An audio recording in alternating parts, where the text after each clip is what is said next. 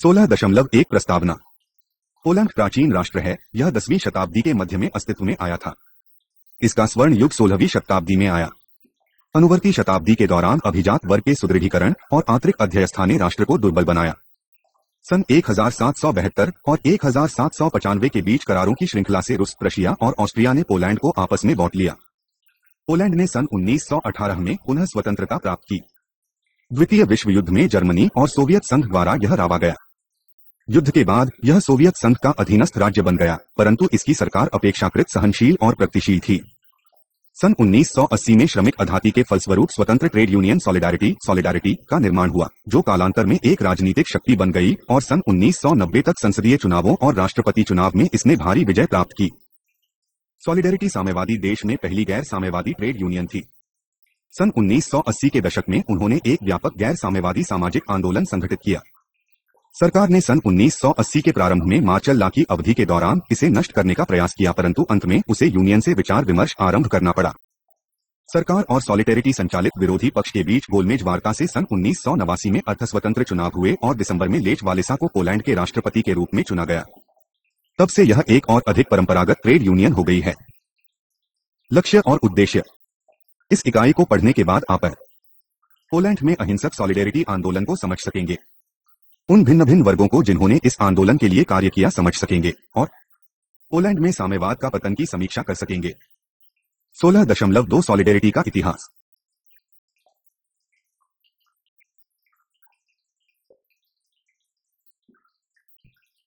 Solidarity का इतिहास।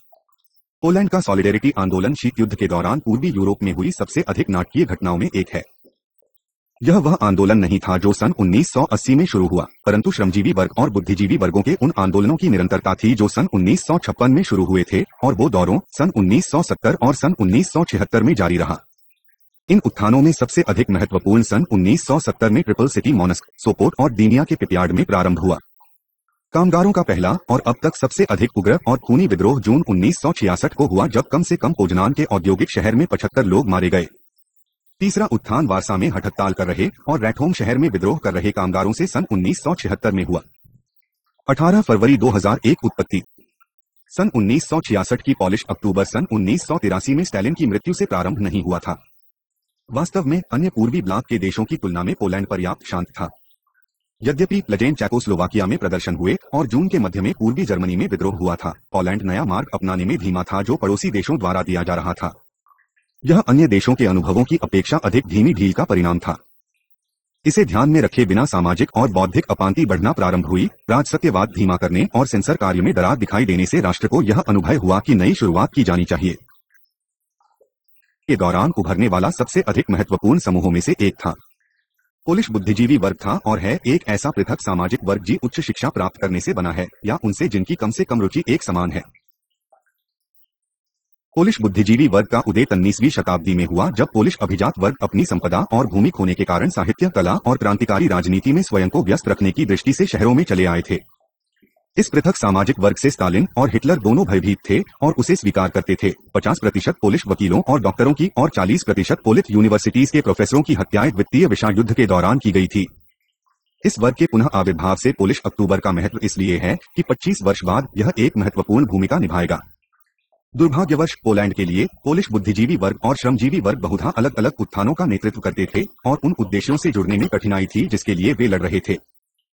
सन 1980 के बहुत समान कई घटनाएं और कारण अक्टूबर में उत्थानों और तदनंतर प्रस्फोट में समाप्त हुई। फोकस मुख्य रूप से इस तथ्य पर रखा जाना है कि यह केवल एक अंश तक कामगारों का विद्रोह था, क्योंकि पोजनैंड में कामगारों के आंदोलन की कोई केंद्रीय संरचना या नेतृत्व नहीं था, बल्कि यह बुद्धिजीवी वर्ग का विद्रोह था जो उस व्यवस्था में था जिसने उसे अभिजात वर्ग तक की पहुंच से वंचित कर दिया था। पोलिश बुद्धिजीवी वर्ग ने दोनों आंदोलनों को एक साथ नहीं रखा। भिन्न सामाजिक वर्ग विभाजित थे, अपनी अपनी मांगों में लगे हुए थे। यह विश्वास करना कठिन है कि पोलिश बुद्धिजीवी वर्ग ने कामगारों के साथ संगठित प्रयास करने पर ध्यान क्यों नहीं दिया, जैसा कि इसने सन 1970 या 1976 में भी नहीं किया था। 16 फरवरी 2002 नई शक्ति।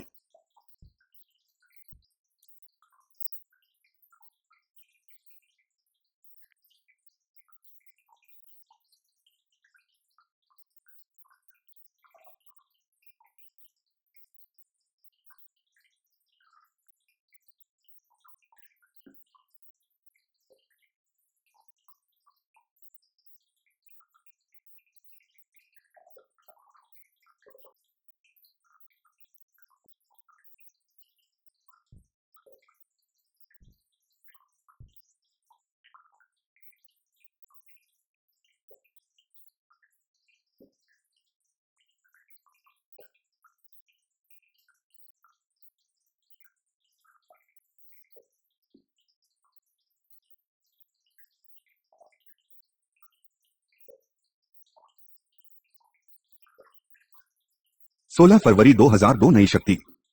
अनुवर्ती घटनाएं सन 1980 की पूर्वाभास थी और वे दुखद थीं। 12 दिसंबर 1970 को कीमतों के अप्रत्याशित परिवर्तनों की श्रृंखलाओं की घोषणा की गई थी। उपभोक्ता वस्तुओं की कीमतों में केवल थोड़ी ही वृद्धि हुई, परंतु कुछ वस्तुओं की कीमतों में 70% तक की वृद्धि हुई। अगले प्रातः जेनेस्क जीडेंस के लेनिन शिपयार्ड से लगभग 3000 कामगारों ने प्रांतीय पार्टी मुख्यालय को मार्च किया। कामगारों को काम पर वापस जाने का आदेश दिया गया और उन्होंने दंगे के लिए उकसाया गया था। नगर मिलिटिया उन्हें रोकने में असफल रहा और मंगलवार 15 दिसंबर को वर्जीनिया में पेरिस कम्यून शिपयार्ड में कामगारों ने काम बंद कर दिया और प्रमुख मार्गों पर प्रदर्शन किया। गॉनस्क में आम हड़ताल की घोषणा की गई और पुलिस ने प्रदर्शनकारियों पर गोली चलाई। दोनों ओर से कई व्यक्ति मारे गए। संघर्ष में पार्टी की इमारत और रेलवे स्टेशन दोनों आग के हवाले कर दिए गए। अगले दिन विद्रोही स्लपस और एवलाग नगरों में फैल गए और समजेसिन में वारित शिपयार्ड में हड़ताल की तैयार की जा रही थी। इसी प्रकार अन्य शहरों से भी हड़ताल में शामिल होने का समाचार मिल रहे थे। बुधवार को कामगारों ने कारखानों में काम रोको हड़ताल शुरू की। गुरुवार प्रातः को पेरिस कम्यून शिपयार्ड को जा रहे कामगारों पर गोलियां चलाई गई और उनमें कम से कम 13 लोग मारे गए थे। उस दिन बाद में सेजेसिन शिपयार्ड से कामगार शहर में उमड़ पड़े, सड़कों पर संघर्ष हुआ और कम से कम 16 लोग मारे गए। फिर भी यह शुक्रवार तक पूरे दिन चलता रहा। शनिवार तक यह प्रतीत हुआ कि राष्ट्रव्यापी हड़ताल होगी। कामगारों द्वारा 21 मांगें तैयार की गई। उनमें से एक श्रमजीवी वर्ग के प्राधिकार के अधीन स्वतंत्र ट्रेड यूनियन की मांग थी। यद्यपि यह सन 1970 में प्राप्त नहीं हो सकी, यह स्पष्ट है कि यह पोलिश कामगारों की विचारधारा की प्रक्रिया में एक नए युग का वित्र स्पष्ट था। प्रधानमंत्री गोमुल्का द्वारा जो कार्रवाई का मार्ग अपनाया उसकी कीमत में उन्हें अपना पद गंवाना पड़ा, क्योंकि वही एक व्यक्ति थे जिन्होंने कामगारों के विरुद्ध अग्नियास्त्रों का प्रयोग करने का आदेश दिया था। गोमुल्का के भाग्य का सितारा डूब गया और गीसक का शासन प्रारंभ हुआ। समाप्त नहीं हुआ था, परंतु सबसे अधिक महत्वपूर्ण घटनाएं पहले ही हो चुकी थी। पोलिश बुद्धिजीवी वर्ग का अभाव गीसक और अन्य पार्टी पदाधिकारियों के साथ कामगारों की आमने सामने की मीटिंग में स्पष्ट दिखाई दिया, जो सेजेसिन और डैनस्क में शिपयार्डों में 24 जनवरी 1971 को हुई। गीसक ने कामगारों को अपने आप को पोलिश देशभक्त बताते हुए और वह व्यक्ति जो पोलैंड को समाप्त होने से बचाना चाहता है, ऐसा कहकर हड़ताल पर दबाव डालाकर समाप्त कराई। इन कामगारों ने न तो यह सोचा था और न ही यह उनकी संकल्पना थी कि समाप्त होना बहुत अच्छा हो सकता है, जिसकी पोलैंड को आवश्यकता है। पोलिश बुद्धिजीवी वर्ग ठीक वही कर सकते थे जी सन 1980 में किया गया था। अवसर वैसा ही था, परंतु यह निकल गया और दूसरा अवसर अगले 5 वर्ष तक नहीं आएगा। सरकार के पास और कोई चारा नहीं था कि वह सहायता के लिए कामगारों से अपील करें, अन्यथा उसे और मोंगे माननी पड़ती। मध्य फरवरी में जबकि देश में आधाती थी, गिरियस्क ने वस्तुओं के पुराने मूल्य पुनः लागू कर दिए। यह पहला अवसर था जबकि एक साम्यवादी सरकार का निर्णय श्रमिक वर्ग ने उलट दिया था, यह वर्ग जो सैद्धांतिक तौर पर सत्ता में था। यद्यपि एक और बड़ी विजय हो सकती थी, परंतु कामगारों के पास समाजवाद को उत्तान फेंकने के लिए कोई संकल्पना नहीं थी, वे केवल बेहतर समाजवाद चाहते थे। सन 1976 में एक अन्य मूल्य वृद्धि लागू हुई। इस बार मीट की कीमतें 69% तक बढ़ गई थीं और चीनी की कीमतें 100% तक। सन 1970 के अभियान की सफलता की स्मृतियों के साथ 25 जून को देश भर में काम बंद हो गया। इसके तत्काल बाद गॉयसक ने वृद्धि निरस्त कर दी। यह स्पष्ट था कि श्रमजीवी वर्ग के पास पर्याप्त शक्ति थी, ऐसी शक्ति जिसे पोलिश बुद्धिजीवी वर्ग ने भावी सामाजिक परिवर्तन के स्रोत के रूप में देखना ही शुरू किया था। 16.3 सॉलिडेरिटी।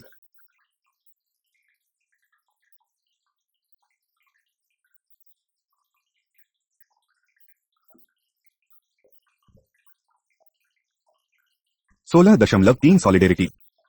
अभी तक पोलैंड को आविलित करने का अधिकांश कार्य कामगारों द्वारा किया गया था, तो वह पोलिश बुद्धिजीवी वर्ग कहा गया था जो सन 1950 के दशक के बाद भूदृश्य से लुप्त प्रतीत हुआ। यह सदा वही था, यद्यपि कामगारों द्वारा इसे सम्मानित किया जाता था, परंतु पोलिश बुद्धिजीवी वर्ग ने अपने आप को उनसे संगठित करने के लिए बहुत अधिक परिश्रम नहीं किया। एक सामाजिक विभाजन विद्यमान था जिससे पोलिश बुद्धिजीवी वर्ग अनुभव करता था कि वे कामगारों से श्रेष्ठ है। दृष्टिकोण और भावना धीरे धीरे बदली। सामाजिक चिंतन में इन परिवर्तनों में से सबसे बड़ा परिवर्तन तब दिखाई दिया जब अपने आप को कामगार अधिकार रक्षा समिति और सिविल तथा नागरिक अधिकार रक्षा समिति कहलाने वाले बुद्धिजीवियों के समूह द्वारा गैर कानूनी सेंसर बिना पर्चे और पुस्तकों का मुद्रण शुरू हुआ। सितंबर 1979 में आंतरिक मंत्रालय ने एक पत्रकार सम्मेलन में 26 समाजवादी विरोधी समूहों की सूची दी। इन समूहों की सार्वजनिक रूप से निंदा नहीं की गई थी, परंतु गुप्त पुलिस द्वारा उनकी पिटाई होती थी और कारावास भी किए जाते थे। सन 1977 में होने वाली प्रमुख घटनाओं में एक कैथोलिक चर्च और विरोधी पक्ष के बीच एक अनौपचारिक गठबंधन था। चर्च बाल्टिक में कामगारों के उद्देश्यों को देश के अन्य क्षेत्रों के कामगारों से जोड़ने में सहायक होगा। दूसरी ओर पोलैंड की अर्थव्यवस्था ने संकटपूर्ण परिणाम दिखाए और सन 1979 में 2% तक की गिरावट आई। औद्योगिक उत्पादन 5% की नकारात्मक वृद्धि दिखा रहा था, जबकि यह विश्व में सबसे अधिक वृद्धि दर दर्शाने वालों में से था। केवल 5 वर्ष बाद ही पोलैंड की अर्थव्यवस्था ऐसी खराब हो गई थी कि उन्हें कार्य चलाने के लिए पश्चिमी वित्तीय संस्थाओं पर आश्रित होना पड़ा था। यह समय हड़ताल के लिए सर्वथा उपयुक्त था।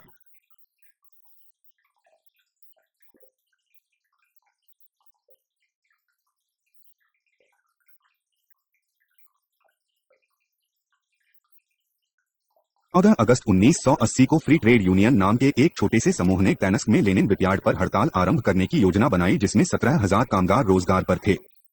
बहाना यह था कि एक ट्रेन चालक अन्ना वेलेंटिनो विक्बच को काम से निकाले जाने के बाद वापस लिया जा सकेगा। इसके पीछे कारण यह था कि वह संपूर्ण हड़ताल आंदोलन में सबसे अधिक प्रभावशाली वक्ताओं में से एक थी। मीट की कीमत बढ़ाने के बहाने उन्होंने 1 महीने पहले ही हड़ताल प्रारंभ करने का प्रयास किया था, परंतु वे असफल रहे। इस बार उन्होंने पोस्टर और इश्तहार निकाले। उन्होंने घोषणा की, हम अन्ना वेलेंटिनोविच की बहाली की ओर 1000 ज़्लोटिस जीवन निर्वाह व्यय बढ़ाने की मांग करते हैं। इसका तत्काल प्रभाव हुआ था, क्योंकि पार्टी अधिकारियों की काम पर लूटने के आह्वान को लोग संकेत और इश्तहार पढ़ने के बाद तिरस्कार करने लगे। मीटिंग का आवेग कम होने लगा, क्योंकि कुछ कामगार अपने अपने कामों पर वापस जाने लगे। इसी समय सन 1970 की हड़तालों में मौतों से कटुताग्रस्त और 100 से अधिक बार जेल होने से विक्षिप्त एक व्यक्ति बाहर आया। यह 4 वर्ष पहले इसी शिपयार्ड से निकाले जाने पर अभी भी क्रोधित था। उसने कामगारों के संघर्ष की पैनी समझ थी और उसने प्रबंधक क्लेमिस नीश से क्रोध भरे तर्क शुरू किए, जो कामगारों से हड़ताल समिति न बनाने की वकालत कर रहा था। लेच वालेसा, जो कि उसका नाम था, हड़ताल का नेतृत्व करने लगा। अगले दिन तक हड़ताल पूरे ट्रिपल सिटी में फैलने लगी। इस बार मांगे काफी अधिक बढ़ी थीं। यहां तक कि स्वतंत्र ट्रेड यूनियनें स्थापित करने के अधिकार देने के लिए भी थीं। नेताओं ने निश से संधिवार्ता शुरू की, परंतु उन्हें यह आभास नहीं था कि पूरा शहर हड़ताल पर चला गया है। हड़ताल समिति ने 1500 ज़्लोटी वेतन वृद्धि स्वीकार की और काम पर लौटने के लिए तैयार हो गई। वलेसा बाहर गया और इस समाचार की घोषणा की, परंतु उन्हें गलत समझा गया और हड़तालियों ने उस पर ताने मारे। तत्काल उन्होंने अपना इरादा बदला और प्रत्येक को हड़ताल जारी रखने का तर्क देते हुए विफयार्ड के इर्द गिर्द गया। हड़ताल जारी रही और फैली और यह पोलिश हड़तालों तथा विद्रोही के इतिहास में सबसे बड़ी घटनाओं में से एक बन गई। बुद्धिजीवी विभिन्न प्रलेखों और मांगों का मसौदा तैयार करने में कामगारों की सहायता करने के लिए आए। उन्होंने वह प्रारंभ किया जी अंतः ट्रेड यूनियनों के विधिकरण के लिए जिम्मेदार बना। उन्होंने ऊंचे स्टेकों के लिए दावा किया और अल्टीमेटम जारी किया कि वे तब तक बातचीत नहीं करेंगे जब तक कि राजनीतिक बंदियों को मुक्त नहीं किया जाता है।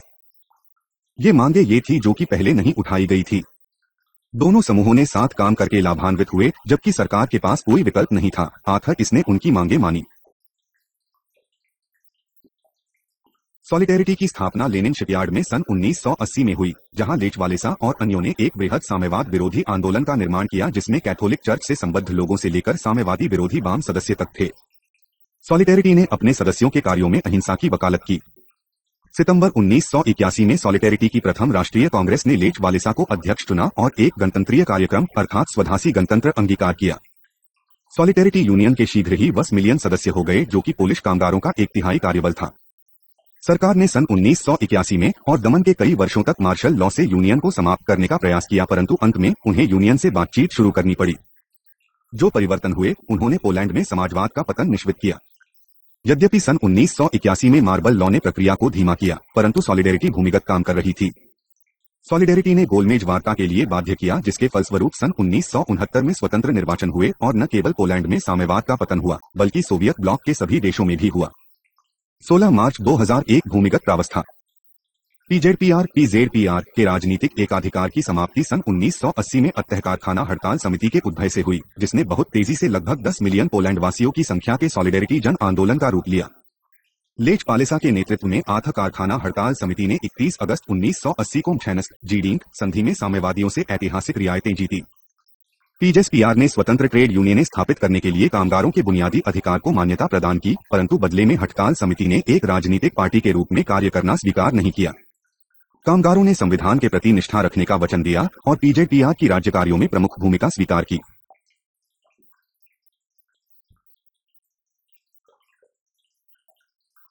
डैनस्क संधि के बावजूद सॉलिडेरिटी केवल एक ट्रेड यूनियन आंदोलन नहीं रहा था। यह शीघ्र ही एक व्यापक संगठन में बदल गया, जिसके नीचे साम्यवादी शासन के विरोध में एक विस्तृत आधार पर राजनीतिक और सामाजिक समूह संगठित हुए। सन 1981 में सॉलिडेरिटी के प्रथम राष्ट्रीय कांग्रेस में आंदोलन का राजनीतिक स्वरूप स्पष्ट हुआ। कांग्रेस ने पोलैंड की राजनीतिक और आर्थिक व्यवस्थाओं के सुधार करने में सॉलिडेरिटी की सक्रिय भूमिका के आह्वान का कार्यक्रम अंगीकार किया।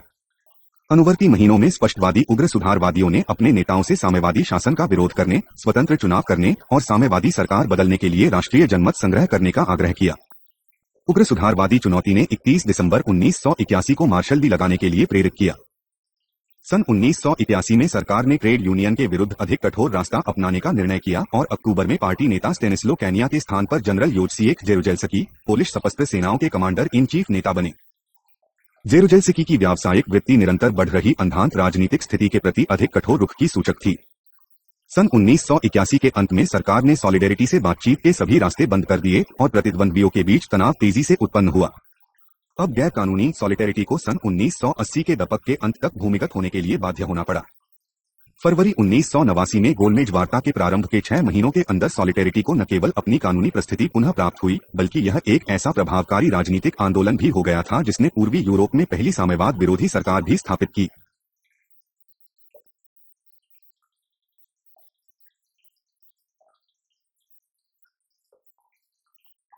अपनी भूमिगत प्रावस्था में सॉलिडेरिटी ने अपनी बहुत सी मूल संबद्धता खो दी, क्योंकि रणनीतिक और वैचारिक असम्मतियों ने आंदोलन को गुटों में बांट दिया। उग्र सुधारवादी तत्वों को विश्वास था कि लोकतंत्रीकरण के लिए विकासवादी दृष्टिकोण असंभव था, अतः उन्होंने सन 1982 में फाइटिंग सॉलिडेरिटी संगठन बनाया। परंतु अंततः वालेसा का मध्यमार्गी गुट अभिभावी रहा। पीजेडपीआर से संधिवार्ता और समझौता के पक्षधर मध्यमार्गियों ने सिटीजन्स कमेटी बनाई, जिसने सन 1989 में वार्ताओं में सॉलिडेरिटी का प्रतिनिधित्व किया और जून 1999 के भारी चुनाव विजय की योजना बनाई। जब मिखेल गोर्बाचोव ने सन 1985 में सोवियत संघ पर नियंत्रण ग्रहण किया, वह संपूर्ण पूर्वी ब्लॉक में बिगड़ती हुई आर्थिक स्थिति के कारण कई सुधार प्रारंभ करने के लिए बाध्य हुए। इन सुधारों में राजनीतिक और सामाजिक सुधार शामिल थे, जिनके कारण सोवियत आश्रित पोलैंड सहित सोवियत आश्रित बहुत से देशों में नीति में परिवर्तन हुआ और इसके परिणाम में सॉलिडेरिटी से संबद्ध सैकड़ों राजनीतिक बंदियों की सुखद रिहाई हुई।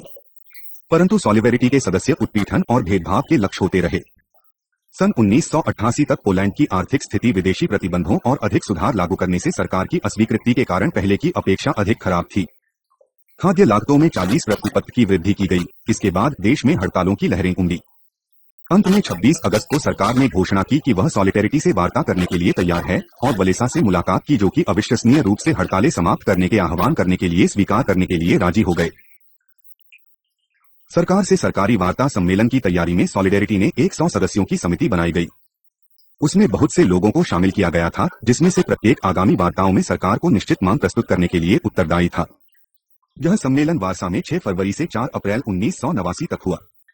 इसे पोल्शी राउंड टेबल वार्ता के नाम से जाना गया।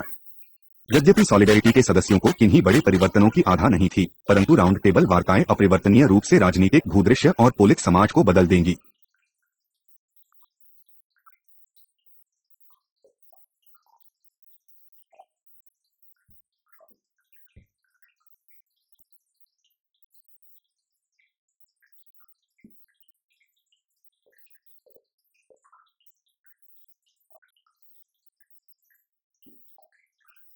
सत्रह अप्रैल 1989 को सॉलिडेरिटी को पुनः वैध घोषित किया गया और पार्टी को आने वाले चुनावी में उम्मीदवार खड़े करने की अनुमति दी गई। वैधीकरण के तत्काल बाद इसके सदस्यों की संख्या बढ़ती हुई 1.5 मिलियन हो गई।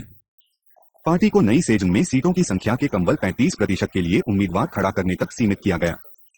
शासक दल से आक्रमण और प्रचार, अत्यंत सीमित साधनों और निर्वाचन पूर्व जनमत सर्वेक्षण जो कि साम्यवाद की विजय का वचन दे रहे थे। सॉलिडेरिटी ने अभियान को आगे बढ़ाने की ऐसी व्यवस्था की जिसने स्वयं उन्हें सहित सभी को अचंभ में डाल दिया। पार्टी ने सेजम के लिए लड़ी गई प्रत्येक सीट जीती और 100 सेनेटोरियल सीटों में 99 सीटें जीती। नया कॉन्ट्रैक्ट सेजम, जैसा कि इसे कहा गया, में सॉलिडेरिटी का प्रभुत्व होगा। जैसा कि पहले ही सहमति थी, वोजिएफ जेरुजेल्स्की को राष्ट्रपति चुना गया, परंतु प्रधानमंत्री के लिए साम्यवादी उम्मीदवार अब सरकार बनाने के लिए पर्याप्त समर्थन जुटाने में असफल रहा और सेजम ने पोलैंड के प्रधानमंत्री के लिए सॉलिडेरिटी प्रतिनिधि टैड्यूरुज मैजोविवेकी को चुना। मैजोविवेकी सन 1945 से पोलैंड के प्रथम गैर साम्यवादी प्रधानमंत्री बने और 40 वर्षों से पूर्वी यूरोप में कहीं भी यह पहली बार था।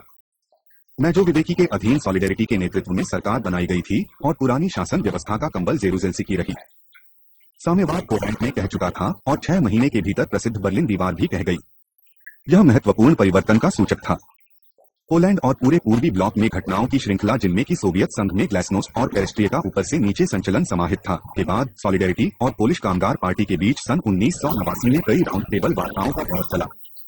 इसके परिणाम में कुछ संसदीय सीटों के लिए स्वतंत्र चुनाव कराने के लिए एक ऐतिहासिक संधि हुई। जून 1989 के संसदीय चुनावों में पीजेडपीआर की आश्चर्यचकित पराजय ने सॉलिडेरिटी के सबसे अधिक महत्वपूर्ण एकताकारी बल एक समान शत्रु को समाप्त कर दिया।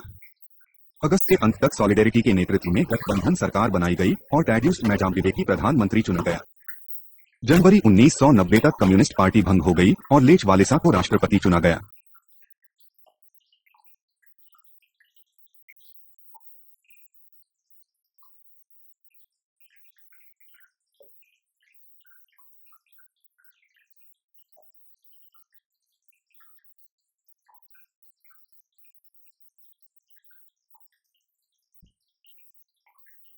पोलैंड और पूरे पूर्वी ब्लॉक में घटनाओं की श्रृंखला जिनमें कि सोवियत संघ में ग्लासनोस्ट और पेरेस्ट्रिया का ऊपर से नीचे संचलन समाहित था के बाद सॉलिडेरिटी और पोलिश कामगार पार्टी के बीच सन 1989 में कई राउंड टेबल वार्ताओं का दौर चला।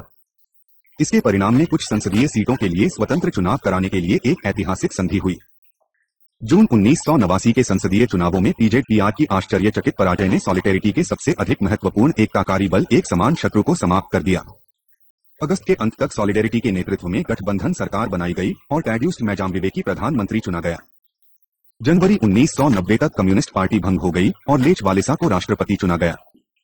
स्थानीय निकायों में सॉलिडेरिटी के उम्मीदवारों की विजय के बावजूद पोलैंड के लोकतांत्रिक प्रयोग की प्रारंभिक अवस्था में इतनी जल्दी राजनीतिक पार्टियों की उपयुक्तता के बारे में सिटीजन्स पार्लियामेंट्री क्लब में शीघ्र ही गंभीर मतभेद प्रकट हुए। पोलिश बुद्धिजीवी वर्ग ने, जिनका पार्लियामेंट्री क्लब में प्रमुख था, आग्रह किया कि राजनीतिक पार्टियों की बहुलता से पश्चिमी शैली की सिविल सोसाइटी बनाने के प्रयास विफल हो सकते हैं। परंतु दक्षिणपंथी राइट राजनीतिक क्रम के दृष्टियों ने बुद्धिजीवियों द्वारा महत्वपूर्ण नीति निर्णयों से वंचित महसूस किया एवं सुदृढ़ वैकल्पिक पार्टियों के शीघ्र निर्माण की वकालत की। 16.4 कैथोलिक जागरूकता और इतिहास। सन 1978 में क्रैकीव के कैरोल बोस्टिला के पैपेसी के आगमन और सन 1979 में पोलैंड के उनके दौरे ने राष्ट्रीय स्वाभिमान को उत्पन्न किया और सॉलिडेरिटी इसकी एक अभिव्यक्ति थी। आंदोलन में सबसे अधिक सक्रिय समूह कैथोलिकों ने सामाजिक न्याय द्वारा परिभाषित पोलैंड की कल्पना की। उन धर्मनिरपेक्ष बुद्धिजीवियों से मिलकर जिन्होंने कामगारों का साथ दिया, कैथोलिक विचारकों ने स्वयं की विचारधारा के लिए दोषपूर्ण संलग्नता के लिए पोलिश साम्यवादी पार्टी की आलोचना की। 16.4 कैथोलिक जागरूकता और इतिहास। सन 1978 में क्रैकीव के कैरोल बोस्टिला के पैपेसी के आगमन और सन 1979 में पोलैंड के उनके दौरे ने राष्ट्रीय स्वाभिमान को उत्पन्न किया और सॉलिडेरिटी इसकी एक अभिव्यक्ति थी। आंदोलन में सबसे अधिक सक्रिय समूह कैथोलिकों ने सामाजिक न्याय द्वारा परिभाषित पोलैंड की कल्पना की। उन धर्मनिरपेक्ष बुद्धिजीवियों से मिलकर जिन्होंने कामगारों का साथ दिया, कैथोलिक विचारकों ने स्वयं की विचारधारा के लिए दोषपूर्ण संलग्नता के लिए पोलिश साम्यवादी पार्टी की आलोचना की। कैथोलिक दार्शनिक लेस्जे कोलैकोवस्की, जो कि मूल रूप से इच्छा स्वातंत्र्यवादी मार्क्सवादी थे, ने शासन के दमनकारी और साम्यवाद पर छद्मवेश एंटीसेमिटिज्म से सन 1968 में पोलैंड छोड़ दिया था। ऑक्सफोर्ड से उनका प्रभाव पोलैंड के अंदर शासन के आलोचकों जैसे कि ब्रोनिस्लिए गेरेमेक से मिला। सॉलिडेरिटी के आध्यात्मिक प्रतिरोध ने उन साम्यवादियों की हतोत्साहित कर दिया था जी कि वास्तव में एक न्यायप्रिय सामाजिक व्यवस्था पर विश्वास करते थे। पोलिश साम्यवादी अपने स्वयं के आंतरिक वाद विवाद की रिक्तता से विभाजित थे।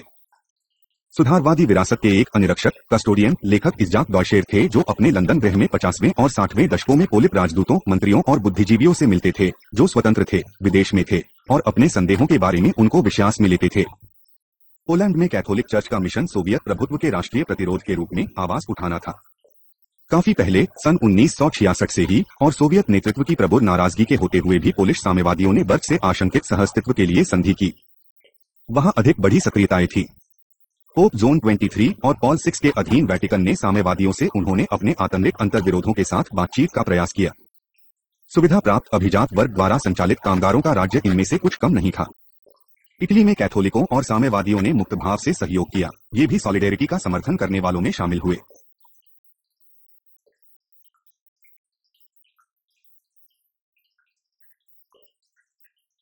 पोलैंड में कैथोलिक चर्च का मिशन सोवियत प्रभुत्व के राष्ट्रीय प्रतिरोध के रूप में आवाज उठाना था।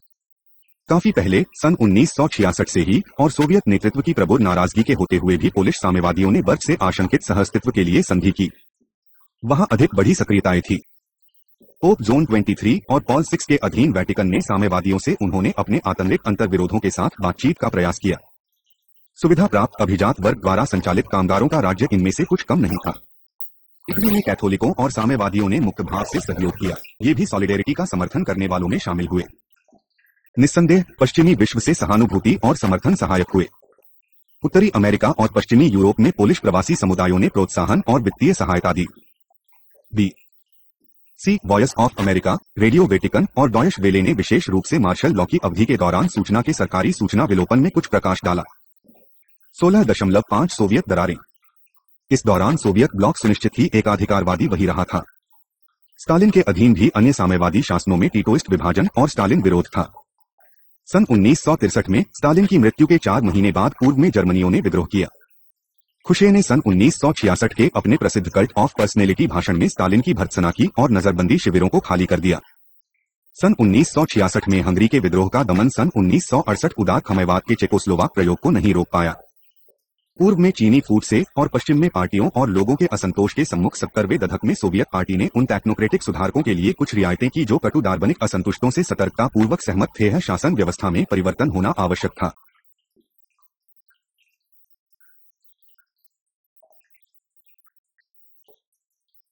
पर 16.5 सोवियत दरारें। इस दौरान सोवियत ब्लॉक सुनिश्चित ही एकाधिकारवादी वही रहा था। स्टालिन के अधीन भी अन्य साम्यवादी शासनों में टीटोइस्ट विभाजन और स्टालिन विरोध था। सन 1963 में स्टालिन की मृत्यु के 4 महीने बाद पूर्व में जर्मनियों ने विद्रोह किया। खुशे ने सन 1966 के अपने प्रसिद्ध कल्ट ऑफ पर्सनैलिटी भाषण में स्टालिन की भर्त्सना की और नजरबंदी शिविरों को खाली कर दिया। सन 1966 में हंगरी के विद्रोह का दमन सन 1968 उदार खमयवाद के चेकोस्लोवाक प्रयोग को नहीं रोक पाया। पूर्व में चीनी फूट से और पश्चिम में पार्टियों और लोगों के असंतोष के सम्मुख 70वें दशक में सोवियत पार्टी ने उन टेक्नोक्रेटिक सुधारकों के लिए कुछ रियायतें की जो कटु दार्शनिक असंतुष्टों से सतर्कता पूर्वक सहमत थे। है शासन व्यवस्था में परिवर्तन होना आवश्यक था। सोवियत सुधारकों ने पूछा कि क्या राष्ट्र केवल यह उत्तर है कि उनके मॉडल की विदेश में असफलता सपस्त्र डिवीजन तैयार रखते थे। उन्होंने सुझाव दिया अप्रत्यक्ष किंतु प्रभावकारी ढंग से कि सत्तावाद, नौकरशाहीकरण और दमन पर पुनः विचार किया जाए। इन्होंने केवल थोड़े समय के लिए कार्य किया। यह भी अपूर्ण रूप से उसके सशस्त्र बल पोलैंड में स्थित थे और उसके एजेंट पोलिश सरकार में प्रविष्ट कराए गए थे। परंतु फिर भी सोवियत कुछ नहीं कर सका था। अंत में एक लगातार भारी होती विजय को संभाल नहीं पाया। 18 मई 2001 संघर्ष का रूप।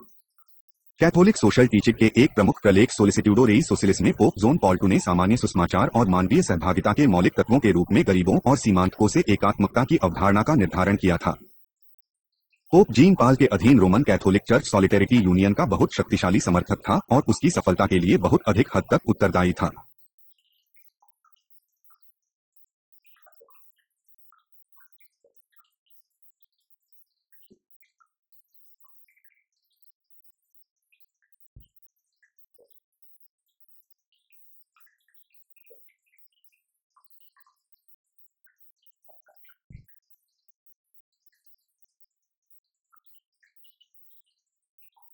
सोवियत सुधारकों ने पूछा कि क्या राष्ट्र केवल यह उत्तर है कि उनके मॉडल की विदेश में असफलता सपस्त्र डिवीजन तैयार रखते थे। उन्होंने सुझाव दिया अप्रत्यक्ष किंतु प्रभावकारी ढंग से कि सत्तावाद, नौकरशाहीकरण और दमन पर पुनः विचार किया जाए। इन्होंने केवल थोड़े समय के लिए कार्य किया। यह भी अपूर्ण रूप से उसके सशस्त्र बल पोलैंड में स्थित थे और उसके एजेंट पोलिश सरकार में प्रविष्ट कराए गए थे। परंतु फिर भी सोवियत कुछ नहीं कर सका था। अंत में एक लगातार भारी होती विजय को संभाल नहीं पाया। 18 मई 2001 संघर्ष का रूप। कैथोलिक सोशल टीचिंग के एक प्रमुख प्रलेख सोलिसिट्यूडो रेई सोसिलिस में पोप जॉन पॉल II ने सामान्य सुसमाचार और मानवीय सहभागिता के मौलिक तत्वों के रूप में गरीबों और सीमांतकों से एकात्मकता की अवधारणा का निर्धारण किया था। पोप जीन पाल के अधीन Roman Catholic church solidarity union का बहुत शक्तिशाली समर्थक था और उसकी सफलता के लिए बहुत अधिक हद तक उत्तरदायी था। सॉलिडेरिटी को पश्चिमी ट्रेड यूनियन आंदोलन का समर्थन मिला और पोलैंड में सैन्य तख्तापलट आधिकारिक तौर पर पश्चिमी सरकारों द्वारा किया गया था। वे शीत युद्ध सीमा पर सोवियत संघ के साथ खड़े राष्ट्र के साथ ज्यादा कुछ कर भी नहीं सकते थे। पश्चिम में अभिजात वर्ग के खास अंधी और सार्वजनिक राय ने यद्यपि आकस्मिक सत्ता परिवर्तन पर खेद बताया था, उन्होंने इसे सोवियत आक्रमण के अनुमेय परिणामी से बेहतर माना। इस दृष्टिकोण को 2 जर्मन राज्यों के अभिजात वर्ग और जनता द्वारा सहभाजित किया गया था, जिनके लिए यूरोपीय अस्थिरता का कोई भी रूप यह संभावना रखता था कि वे एक रेडियोधर्मी कब्रगाह में दोबारा एक होंगे जो सोवियत संघ में थे। वे पड़ोसी राज्यों में साम्यवाद के आरोपण का विरोध करने लगे थे, परंतु सन 1985 में गोर्बाचोव के सत्ता संभालने के बाद वे संकोच के साथ चुप रहने लगे थे। 16 मई 2002 विदेश में प्रभाव।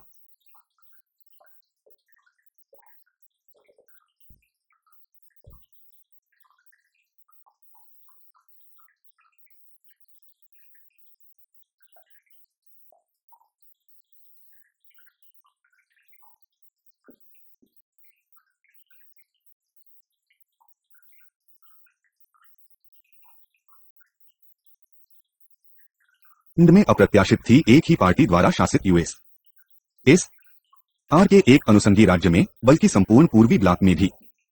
इसका अर्थ था साम्यवादी पोलिश संयुक्त कामगार पार्टी के कट्टरचादियों के रुख में परिवर्तन, एक ऐसी पार्टी द्वारा जिसने सन 1970 के विरोध की भारी कपात के बाद समाप्त किया था, जिसमें मशीनगनों से दर्जनों लोग मारे गए थे और 1000 से अधिक लोग घायल हुए थे। इसका अर्थ पूर्वी ब्लॉक में अधिक बृहद सोवियत साम्यवादी शासन समाप्ति की ओर जाना था, जिसमें सन 1956 के हंगरी विद्रोह और सन 1968 के प्राग विद्रोह दोनों का दमन संचालित आक्रमण से किया गया था। सॉलिडेरिटी के प्रभाव के फलस्वरूप पूर्वी ब्लॉक के सभी देवों में साम्यवाद विरोधी आदर्श की तीव्रीकरण और विस्तार हुआ और इसने साम्यवादी सरकारों को दुर्बल बनाया। पोलैंड में सन 1989 में चुनाव ने जहां साम्यवाद विरोधी उम्मीदवार भारी संख्या में विजयी हुए, सन 1989 के विद्रोहों से ज्ञात मध्य और पूर्वी यूरोप में शांतिपूर्ण साम्यवाद विरोधी विद्रोह का कारण बना। सॉलिडेरिटी का उदाहरण पूरे पूर्वी ब्लॉक में विरोधी समूहों द्वारा विभिन्न तरीकों से अपनाया गया। अंततः पूर्वी ब्लॉक का सफल विखंडन हुआ और इसने सोवियत संघ की समाप्ति में योगदान किया। 16.6 साम्यवाद का पतन।